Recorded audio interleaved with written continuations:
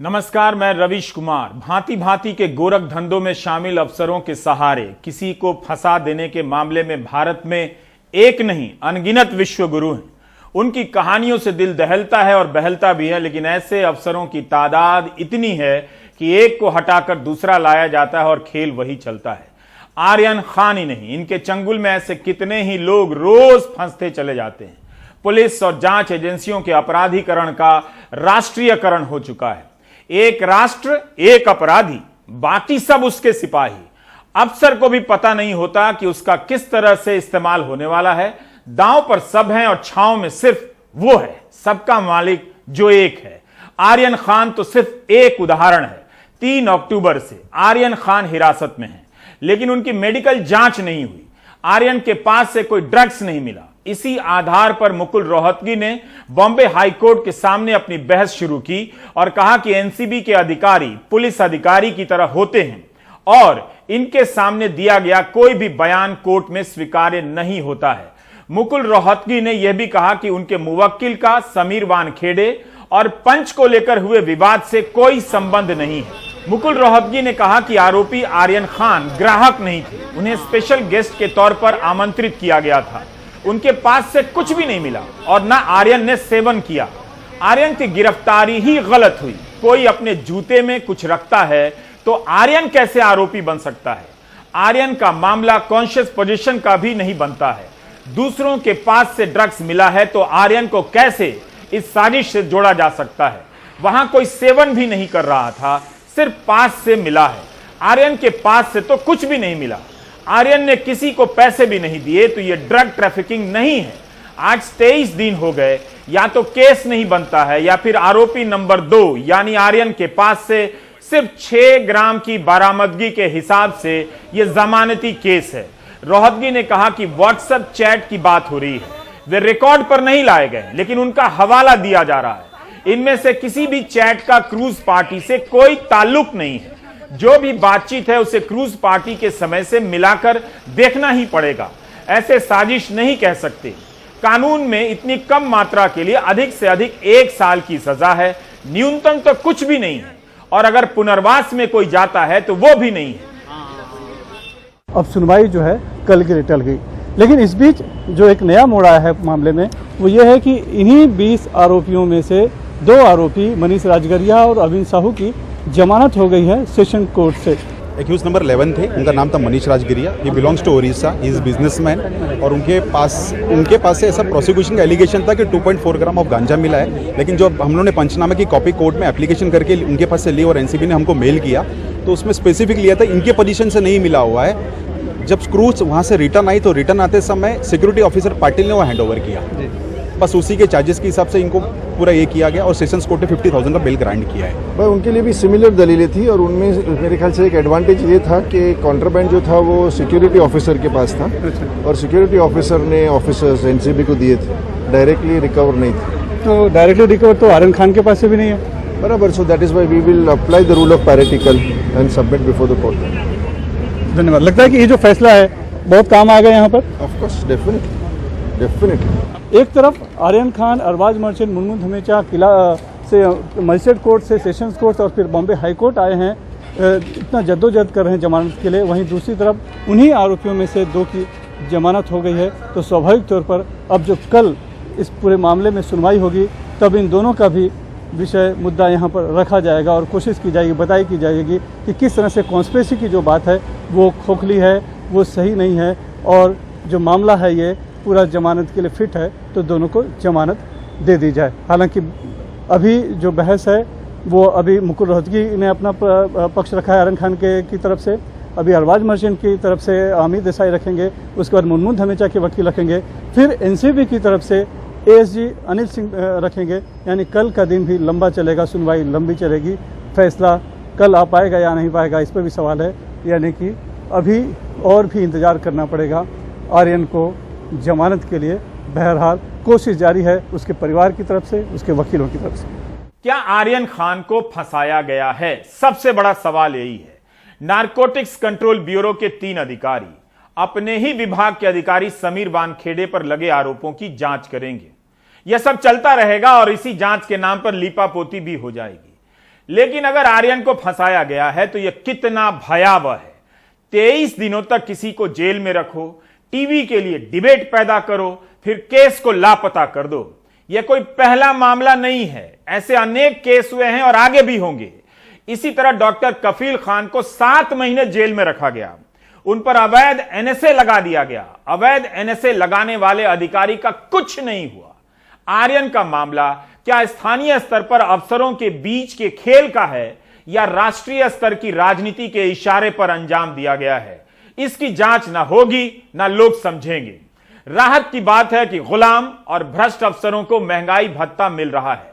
जनता का एक बड़ा हिस्सा महंगाई भत्ते के बिना इस महंगाई का सामना कर रहा है। उसे सरकारी कर्मचारियों की तरह महंगाई से सुरक्षा हासिल नहीं है। आम आदमी हर दिन इस घटाव को जोड़ रहा है। पहले वो बढ़ती जोड़ता था, अब घटती जोड़ रहा है।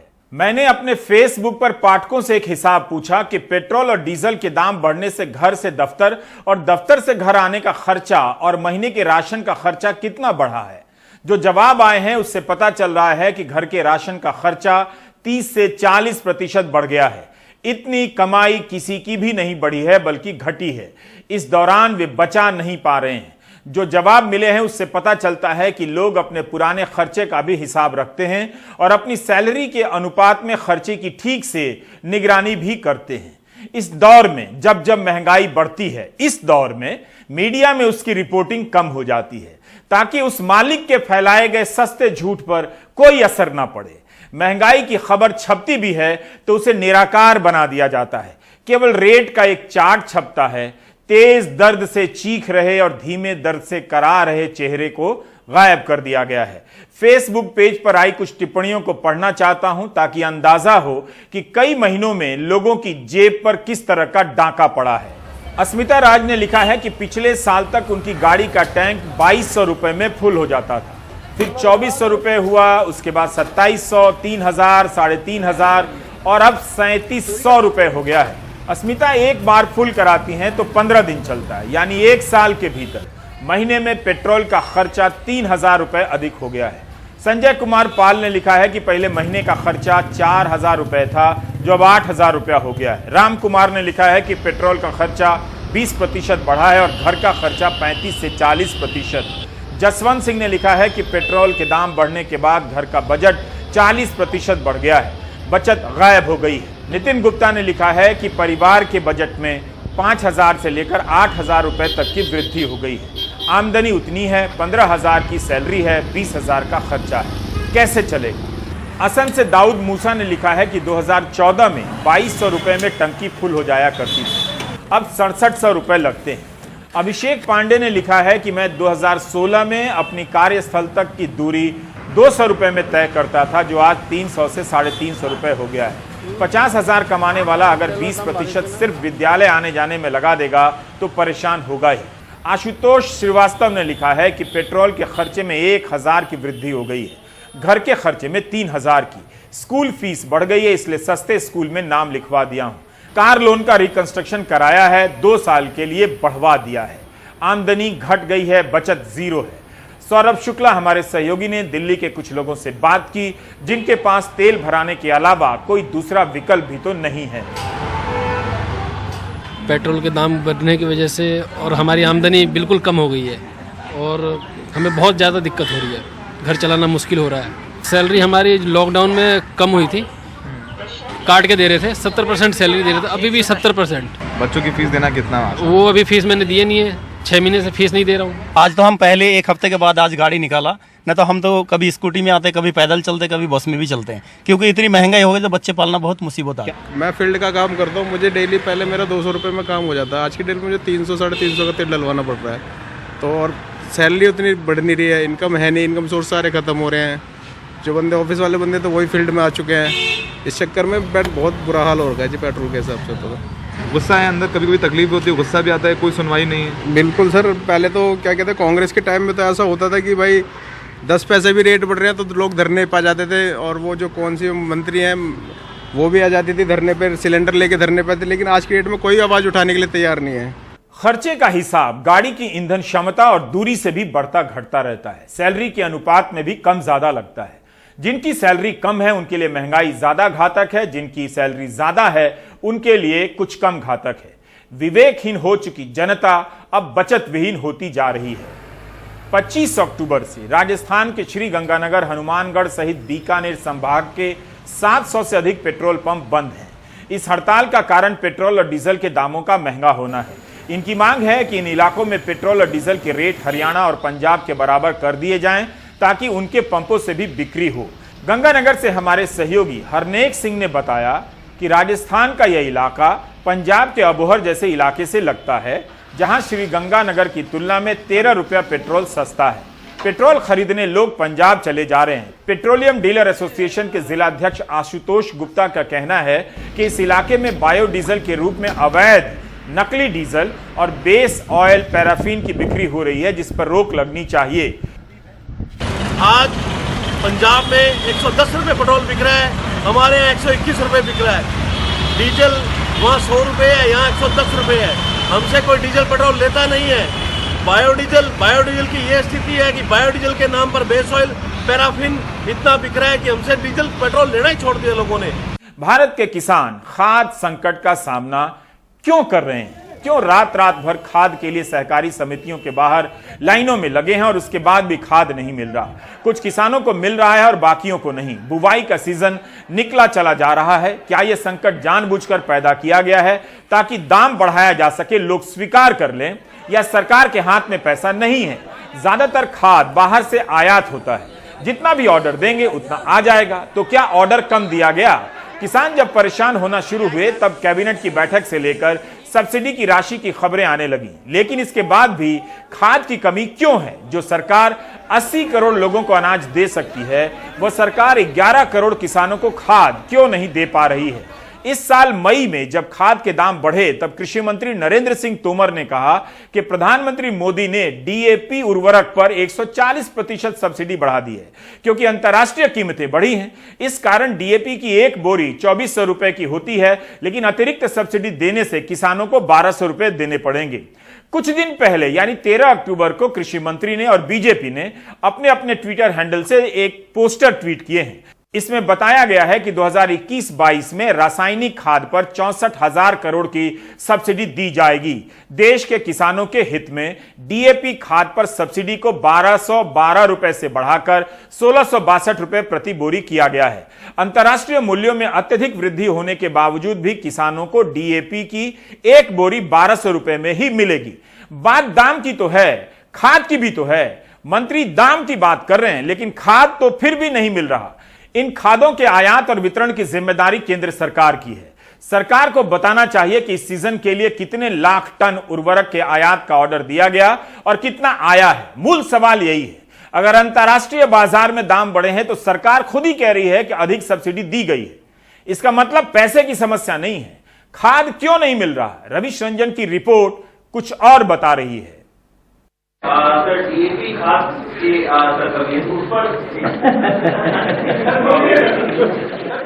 हो रहा है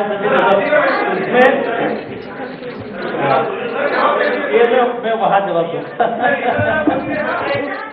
आयुष्मान स्वास्थ्य योजना की प्रेस कॉन्फ्रेंस में उर्वरक मंत्री मनसुख मांडविया से जब डीएपी खाद की कमी का सवाल पूछा गया तो वो इस तरह से हंसकर टाल गए।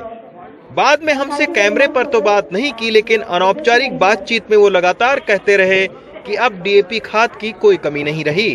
बातचीत के दौरान उन्होंने हमें जानकारी दी कि डीएपी की सप्लाई सामान्य हो रही है। बारिश होने के चलते बुआई जल्दी शुरू हो गई, इसी के चलते डीएपी की सप्लाई प्रभावित हुई। रेलवे ने डीएपी की ढुलाई के लिए रैक 40 से बढ़ाकर 60 कर दिए हैं।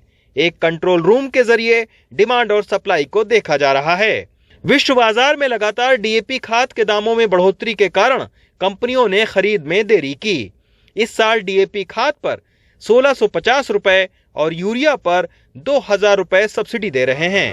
लेकिन जानकार कहते हैं कि पिछले साल 30 सितंबर तक जहां डीएपी खाद का भंडार 50 लाख टन था, वहीं इस साल वो महज 20 लाख टन है। इसी के चलते किसान डीएपी की कमी का सामना कर रहे हैं। वैश्विक बाजार में डीएपी और दूसरे जो विनियंत्रित उर्वरक हैं उनके कच्चे माल के दाम बहुत तेज़ी से बढ़े हैं, लेकिन ये अचानक नहीं बढ़े। पिछले 6 महीने से इसमें लगातार बढ़ोतरी हुई है और सरकार को पता है कि रबी सीजन कब आएगा। उसके पहले अगर सरकार ये फैसला ले लेती कि किस तरीके से सब्सिडी बढ़ानी है या फर्टिलाइज़र की जो सप्लाई है उसको तेज़ करना है, तो आज किसानों को रबी सीजन में डीएपी की उपलब्धता को लेकर संकट नहीं झेलना पड़ता। तो एक तरीके से ये मैनेजमेंट फेलियर है। और इंडस्ट्री का क्या है, अगर उसको सब्सिडी नहीं मिलेगी पूरी तो वो आयात भी करेंगे और उर्वरक उपलब्ध नहीं होगा और दाम भी बढ़े इस बीच के। तो इसलिए मेरा मानना है कि समय रहते फैसला होता तो ये दिक्कत नहीं आती। हम अब आपको सरकार के कुछ ट्वीट दिखाते हैं। 23 अक्टूबर को इस ट्वीट में सरकार का दावा है कि डीएपी की कमी दूर करने के लिए वॉर रूम बनाया गया है और सब्सिडी दी गई है। लेकिन दिल्ली से करीब 500 किलोमीटर दूर झांसी के मऊरानीपुर में ये देखिए, एक एक बोरी डीएपी लेने के लिए बुजुर्ग, युवा और महिला किसान घंटों कतार में लगे हैं। हाल ये हो गया है कि डीएपी खाद वितरण केंद्र में पुलिस तक को लगाना पड़ रहा है। ये हालात बीते 1 सप्ताह से बने हुए हैं। बारिश होने के चलते किसान जल्द से जल्द चना और मटर की फसल बोना चाहते हैं, लेकिन डीएपी खाद नहीं मिल रही है। हम यहाँ 4 दिन से बराबर रात के 10 बजे आ जाते हैं। मच्छर भी काटते हैं, गंदगी फैली है यहाँ पर, बराबर हम लेते रहते हैं। खाद की समस्या है, 4 दिन होगा घूमते प्यासे। सरकार की अब ये भी कोशिश है कि किसान डीएपी खाद का उपयोग कम करके एनपीके खाद जैसे दूसरे विकल्पों को भी अपनाएं। डीएपी खाद पर सब्सिडी देने की जो बात है वो सरकार जोर शोर से कहकर किसानों पर एहसान जताने की कोशिश कर रही है, लेकिन जब सरकार से ये पूछा जाता है कि आखिर डीएपी खाद की कमी क्यों हुई, तो इसका उसके पास सीधा कोई जवाब नहीं है। दिल्ली से रवीश रंजन शुक्ला, एनडीटीवी इंडिया। खुद कृषि मंत्री नरेंद्र सिंह तोमर के इलाके में लूट हो गई, किसानों पर डंडे चले हैं। मंत्री मान रहे हैं कि संकट है, कोशिश हो रही है, लेकिन संकट आया ही क्यों? रबी की फसल की बुवाई का सीजन बीता जा रहा है। क्या किसान न्यूज चैनल नहीं देखते या न्यूज चैनलों को किसान नहीं दिखते हैं? दूसरी बात ही सही हो सकती है। डीएपी फर्टिलाइजर का थोड़ा शॉर्टेज है, क्योंकि हम डीएपी को इंपोर्ट करते हैं और उसके भाव भी बढ़े हैं। देश के कृषि मंत्री मान रहे हैं कि डीएपी की दिक्कत है। उनके संसदीय इलाके में लूट तक मची है। अशोकनगर में किसान रात भर लाइन में लगे हैं, डंडे चल रहे हैं, अधिकारियों को घेरा जा रहा है। विपक्ष का आरोप है कि आपूर्ति उपचुनाव वाले इलाकों में हो रही है। ये आरोप लगाते हुए बंडा से कांग्रेस के विधायक रो पड़े। विधानसभा के साथ सौतेला व्यवहार कर रही है, क्योंकि आप सभी किसानों ने मुझे यहाँ का विधायक बनाया था। आज हमारे बंडा विधानसभा क्षेत्र का जितना भी खाद था, बेईमानों ने, भ्रष्टाचारियों ने टीकमगढ़ में उपचुनाव होने जा रहा है, वहाँ भेज दिया है। खाद बीज की कमी, किसानों की परेशानी और सरकारी अनदेखी का वार्षिक आयोजन है। खबर के दूसरे हिस्से में है कि कैसे सरकारी किताबों में किसानों के लिए मौसम गुलाबी होता है। शायद आपको भी यही दिखाया और पढ़ाया जाता होगा, लेकिन हकीकत क्या है? बेटखेड़ा में कमलपुरी अपने 35 लोगों का परिवार फूल, फल और सब्जियों के बूते पालते हैं। इस बार 3 बीघा में गेंदे का फूल लगाया, लेकिन सीजन आया चला गया, साथ में उम्मीदें भी ले गया। 20,000 खर्च किए, 5,000 का ही फूल बिका। मंडी में 2 रुपये का भाव मिला। इनके पास एकीकृत बागवानी मिशन जैसे कार्यक्रमों की कोई जानकारी नहीं है। क्यों इसको मार्केट नहीं मिल रही है हमारे को? 2 रुपये किलो में क्या होता है? कितने सारे बच्चे लगते हैं पूरे परिवार के, सभी अलग अलग तोड़ने में। वो 8-10 हज़ार रुपये का रोप आया है, उसको लगाने के बाद में इसमें निंदाई खोदाई करवाई, उसमें खर्चा हुआ है 14,000 का खर्चा है निंदाई का। अच्छा, निंदाई का 14,000 और उसके बाद में दवाई अलग है, हम 2-4-5 हज़ार की दवाई डाल दिए। उसके बाद भी बाजार का मार्केट नहीं मिल रहा है। 2 महीने के अंदर 5-7 हज़ार के आसपास फूल बेचा है। कालूगिरी 10 बीघे में से 4 बीघे में लगे संतरे सहेज रहे हैं। आमदनी दोगुनी तो नहीं हुई, खर्च जरूर बढ़ गया। कालू के खेत उस आगर मालवा जिले में है जो सरकार की एक जिला एक उत्पाद योजना के तहत संतरा खेती के लिए चिन्हित है। जिले में 40,000 हेक्टेयर में संतरे की खेती होती है, लेकिन एक भी फूड प्रोसेसिंग यूनिट यहाँ नहीं लगी है। कोई अधिकारी लोग आए या विशेषज्ञ लोग आए, खेती किस तरह से करना है संतरे की या उद्यानी की खेती किस तरह से करना? अभी तक तो कोई भी नहीं आया अपने पास। योजनाओं के बारे में आपको बताया गया कभी? नहीं, किसी ने नहीं बताया अभी तक। किसानों को उद्यानिकी में प्रोत्साहित करने के लिए केंद्र ने एकीकृत बागवानी विकास मिशन शुरू किया था। पिछले 5 सालों में केंद्र ने मध्य प्रदेश को करोड़ों रुपए दिए, लेकिन राज्य सरकार खर्च नहीं कर पाई। हिसाब लगाएं तो 5 साल में मध्य प्रदेश को 337 करोड़ रुपए मिले।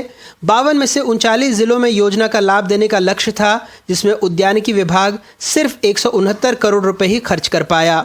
बमुश्किल 400 किसानों को योजना का लाभ मिला। मध्य प्रदेश में लगभग 1 करोड़ किसान हैं। अधिकारी अपना दुखड़ा रोते हुए बताते हैं कि विभाग में पर्याप्त स्टाफ ही मौजूद नहीं है, तो वो किसानों तक कैसे पहुंचे। आलम यह है कि सरकारी आंकड़ों के मुताबिक मध्य प्रदेश में कृषि विभाग में 14,572 स्वीकृत पद हैं, जिसमें सिर्फ 8,132 ही भरे हैं। बहरहाल इन सब के बीच मुख्यमंत्री, कृषि मंत्री सहित कैबिनेट के 12 मंत्री और 40 विधायक 3 विधानसभा और 1 लोकसभा सीट के उपचुनाव में व्यस्त हैं। इस देश में किसानों की दिक्कत यह है कि उनकी दिक्कत किसी को दिखती ही नहीं है। सरकारी योजनाओं का बखान अखबारों में सुर्खियां बन जाता है, उस पर किताबें छप जाती हैं, लोग तालियां बजा देते हैं, लेकिन कई बार ये योजनाएं किसानों के किसी काम नहीं आती हैं। मध्य प्रदेश में जफर मुल्तानी, राकेश और स्वदेश के साथ अनुराग द्वारी, NDTV इंडिया। तो इस तरह से आम लोगों के जीवन में कई तरह के ब्रेक लगने लगे हैं। उन अफसरों से सावधान रहिए जो खुद भी फंस सकते हैं, फंस रहे हैं और आपको भी फंसा सकते हैं, फंसा रहे हैं। बाकी आप ब्रेक ले लीजिए।